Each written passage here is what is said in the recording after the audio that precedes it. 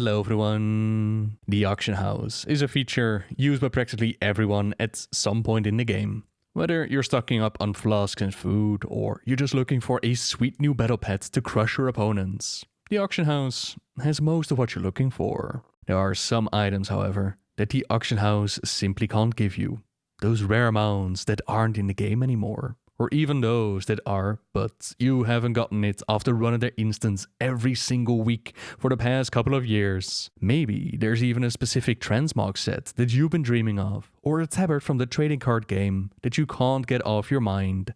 Sometimes the auction house, they can't make our dreams come true. With so many people wanting things that they can't seem to get their hands on, there was certainly a market for an enterprising entrepreneur to capitalize on, and that is where Madame Goya comes in. These are the finest goods in the land. It can give you things you can't get anywhere else, like the reins of the Plague Proto-Drake, items that were tied to the trading card game, such as the Tabard of the Defender, and even a chance of finding a still droppable but incredibly rare mount like Invincible or the Clutch of Ji-Kun. We first get access to the black market when we come across Madame Goya near the Tavern of the Mist in Pandaria. We don't know much about her, we don't even know her name or how she came to run the black market.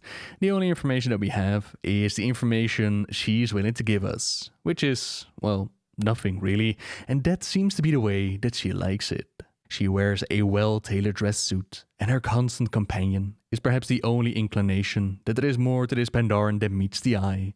Mr. Chu, a hulking Pandaren, stands silently by her side, wearing a slightly worn suit and a scar between his watchful eyes. Goya seems to us to be a woman of few words. Nobody seeks her out for pleasant conversations, after all, but when you loot a copy of a steamy romance novel, hot and misty, we learn that might not be true. The Tavern in the Mist was unusually crowded as he pushed his way through the crowd until he stood in the shadows of a dark corner. An exotic voice purred his name. Marcus, it is good to see you again. Marcus smiled and squinted as his eyes adjusted to the absence of light. Madame Goya, the pleasure is all mine. She dipped in a polite bow. Marcus felt a sudden warmth as he was reminded why the term bouncy was often used to describe the Pandaren. He bowed in kind, catching Madame Goya's hand and kissing it gently, never shifting his gaze from the hulking bodyguard standing behind her, a single scar between his watchful eyes. So, Marcus, can I interest you in something special? I'm afraid the usual cannot be offered today. Marcus did not miss her emphasis on the usual, nor the deep regrets that laced her words. Their eyes met once again, and he squeezed his hand before letting go. If that is your will, may I see what else you have to offer? There are several magnificent pieces of armor, a tiny companion, and even an exotic mount. Madame Goya answered, her typical playfulness quickly returning. She paused and held a hand to her chin, feigning thoughtfulness. But my most valuable treasures are located upstairs. Marcus' eyebrows lifted comically and his eyes widened before his expression settled in gleeful acceptance. Until we meet again, then. One can only wonder what the usually is going on between Marcus and Madame Goya, and why she regretted not being able to give it to him. Upstairs, Marcus finds out that their most valuable treasures are two gorgeous blood elf females. But if you want to know more about Marcus' adventures, there's a video up on the channel. Back to the black market. It itself works a little differently from the normal auction house. Due to its rather elusive nature, it isn't other players that you buy items from here, but rather NPCs that you may recognize from your travels around the world. Turns out, a few familiar faces have things that they want to get rid of, and they list their items on this market. Sick Nicias of the Tarn Chieftains, for example, they use the market to auction off their guitar. The Sun Loot of the Phoenix King, and his bandmate Bergrist offers his Arcanite Ripper for anyone with the right money. Madame Goya herself occasionally lists an unclaimed black market container that can contain anything which appears on the black market. You could get lucky, bagging yourself a extremely rare mount, or, a bit unlucky, get an item that you already have. Tellingly, Madame Goya appeared in a vision in the Smoky Wood Pastures Wintervale Carol, WoW's version of A Christmas Carol, where an undead banker, Scrounge in this case, is being pestered by several spirits. The third spirit, the spirit of winter veils to come, brings him to a future vision of the black market, where Goya is seen putting Scrounge's head inside one of the containers, and his old keys, spoiled bedclothes, and a mount in the others. Even these questionable items can bring in the gold if you put them in the popular unclaimed black market container, and it isn't like Scrounge will be needing them anytime soon. Each auction can last up to 24 hours, and there's no buyout option. To win an auction, you're going to have the highest bid when the auction ends. Bids made within the last 30 minutes can increase its duration, but the listing, it can only be up for 24 hours max. Most type of items have a starting bidding range at around 1,000 gold for fairly common pets, up to 20,000 for rare pets and mounts, but with a chance for players to get their hands on some pretty sought after goodies. The bids, they can get pretty high pretty quickly, with the max bids set at 9,999,999 gold. So, if you're worried about not being able to instantly buy out the item, you could just drop this maximum amount of gold, or take a risk and play the auction game. With auctions bringing in such huge amounts of gold, it is no surprise that Madame Goya will offer her services to players, regardless of faction, although it is worth keeping in mind that the listings on the black market, they change per realm. When the deep pockets of the adventurers left for Draenor, Madame Goya and the black market move with them. In this alternate reality, we can find the black market in the Ring of Blood within the Grand.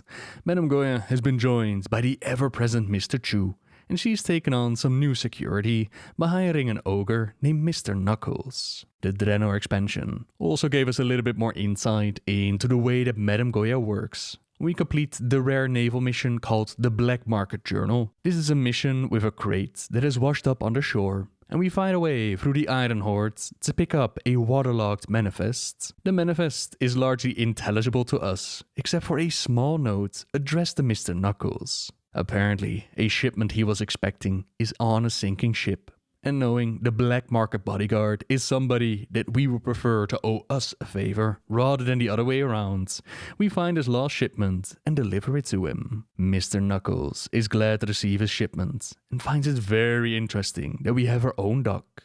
He tells us we should become good friends with one another and lets it slip that our fort is too hard to sneak a spy into. It appears any suspicions that Madame Goya has tried to sneak a spy inside of our fort, they're practically confirmed when Mr. Knuckles tells us that she has sent Zhang Zhao, a black market operative, to our garrison. Originally, he tells us it's because we are big stuff in these parts and that Goya wants to keep an eye on us. Before he backtracks and he tells us that we've been sent the operative in appreciation, talk with the Zhang will give you a real-time view of the black market auction house, but all bids must be made to Madame Goya personally. Looks like we haven't quite earned her trust yet. I am too old for this. It isn't just us who the leader of the black market has been keeping a close eye on. She had her sights on Admiral Taylor almost as soon as he arrived, as we discover when we read Taylor's log. On day 4, the friendly Pandaren, Madame Goya, offered him cartloads of food for a reasonable price, and on day 21, he was invited to participate in the arena at the Ring of Blood. This is a chance to show what the Alliance is capable of, and he can use the prize money to pay Madame Goya for the promised supplies. On day 25, we learned that one of Taylor's troops, called Edward, had been victorious. And on day 27, upon arriving back at the garrison, Taylor finds out Goya's supplies never arrived. This would prove the least of the poor Admiral Taylor's problems, as upon returning from the Grand, his garrison has been commandeered by his necromantic subordinate Aphial. This leyline-obsessed betrayer then killed everyone in the garrison, turned them into ghosts, including Admiral Taylor himself. This raised some questions about Madame Goya's part in all of this. Was it coincidence that the admiral she'd been watching just happened to be invited to the Ring of Blood, an action that would take Taylor away from his garrison for a couple of days and give Aphial his chance? Was it just an error for Madame Goya to not send the supplies? Could it have been something more sinister here, that her watchful eyes had told her of the chaos Taylor would return to, and she decided that they wouldn't be needing his supplies? We don't know. The story of Taylor's garrison wasn't explored further, but it certainly gives us something to consider the next time that we have dealings with the black markets. Whatever part Madame Goya played in all of this, the supplies aren't likely to arrive anytime soon. Just like before, when the lucrative adventurers moved on, so too did the black market. And in Legion, Goya and her faithful bodyguards, they moved to the underbelly in the newly located Dalaran. She has hired a new associate, Miss Julan, and left Mr. Knuckles to look after the premises at the Ring of Blood. Madame Goya and her black market haven't gone unnoticed in Dalaran, and alchemists will be asked by their Legion trainer, Ducius Valdera, to obtain some hard-to-acquire barrettes from the black market.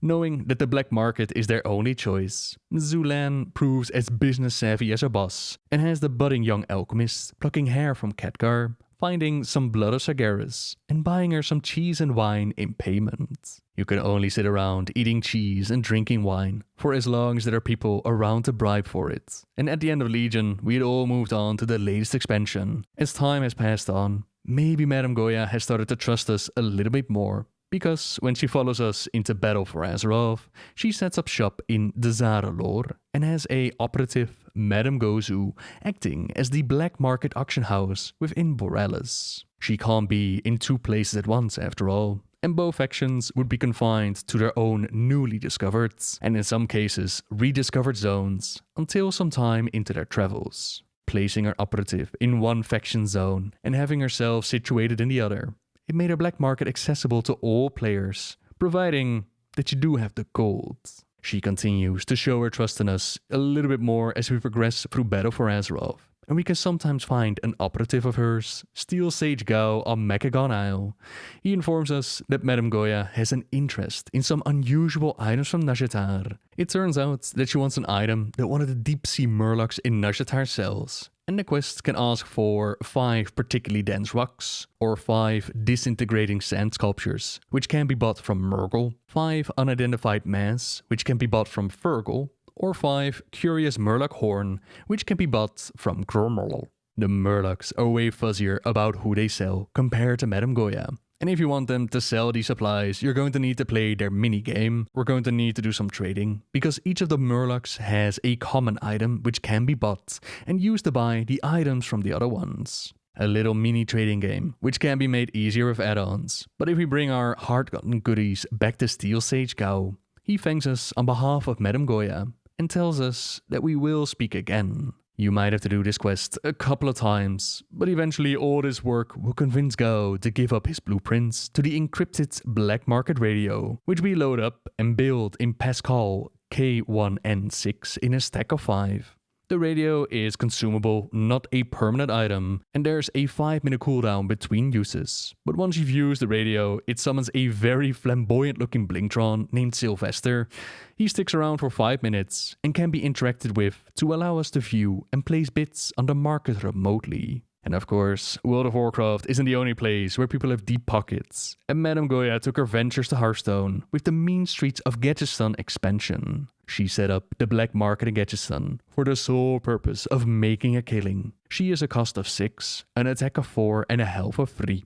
Her battle cry, it makes you choose one of your friendly minions and shuffle it back into your deck, which is then replaced with another random minion from your deck that she puts straight into the battlefield. This, just like the black market auction house, it is a bit of a gamble. It could pay off by pulling a high cost card out of your deck, or you could end up pulling a low cost minion, which won't have much of an impact. Much like her unclaimed black market containers, only Goya really seems to know the outcome. Everyone has a price.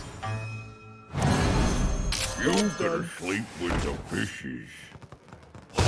Right! In Hearthstone, just like in Warcraft, Madame Goya has plenty of things going on behind the scenes. She's mentioned as being the curator for the new Gadgetzan Museum of Artifacts, and if you donate any artifacts you may have hanging about, she says she'll put your name on a nifty plaque. Things are never quite what they seem, however, and as excited as the Gadgetzan Gazette reporter Dora is about the new philanthropic heart of Gadgetzan, we soon find out that the shiny plaque is just a ruse to cover up what's really going on. Aya Blackpaw, leader of the Jade Lotus, one of the 3 gangs vying for power in Gadgetzan, they used the museum for their headquarters. The museum opened up, perhaps to keep up appearances, so hapless citizens would keep donating their artifacts and getting their names put on these non-existent plaques, with Madame Goya making a speech. She welcomed everybody to what is surely the greatest museum on Azeroth, and promises us that we'll find the future exhibits thrilling. From a crime syndicate with a knack for creating jade golems. That promise doesn't put us at ease. Mr. Chu, you know the price for betraying me. It turns out we're right to be wary of the not-so-cuddly Madame Goya, because she appears as one of the bosses that we face against in Chapter 4 of the Dalaran heist, where we venture into the underbelly. The black market must be a pretty cutthroat industry, because of the years of dedicated service. Mr. Chu turned his back on Goya and is now the new muscle for the League of Evil. Goya doesn't look like she needs too much protection though. She can be a tricky boss to handle. Blastmaster Boom tells us that she's a criminal mastermind who is big on crafts, grand larceny and bamboo. Apparently, she is too evil even for the League of Evil, and you can decide to really annoy her by playing with Mr. Chu as our warrior hero, where she will tell him, rather ominously, that he knows the price for betrayal. I deal with criminals. You are nothing more than simple thugs. We quickly come to realize Blastmaster Boom was right in calling her a criminal mastermind when we see what Madame Goya is actually capable of. She has 80 health and starts with 4 mana, giving her some pretty beefy minions to pull from her Jade deck. Her hero ability is Blackmail, where she will replace a random card in your hand with an extortion card. Extortion, or as Goya prefers to call it, licensing fees, is a card that, when you play it for 2 mana, it will return the minion it replaced back into your hand. If you get a full hand of extortion cards, it can get very costly very quickly. Another card to watch out for with Goya, that is her Lotus Bruiser. Coming in with 3 health and 2 attack. This guy gains 2 to his attack and his health every time an extortion card is played. Although she can be tricky, she is certainly not unbeatable, and she'll find the defeats very disappointing. Ninja get results. Very disappointing. Whilst Mr. Chu went on to become a boss in the Tombs of Terror, his former boss didn't appear, and we can only assume Madame Goya is running the black market auction house and waiting for an opportunity she thinks is worthy of her personal attention. It's interesting to wonder if Goya is so entranced by the gold of the player base that she'll follow us into the Shadowlands, but only time is going to tell. Future expansion talk, I'm afraid. So for now, thank you very much for watching, everyone. Subscribe if you like my videos. Leave a like if you enjoyed this one. And until next time, see ya!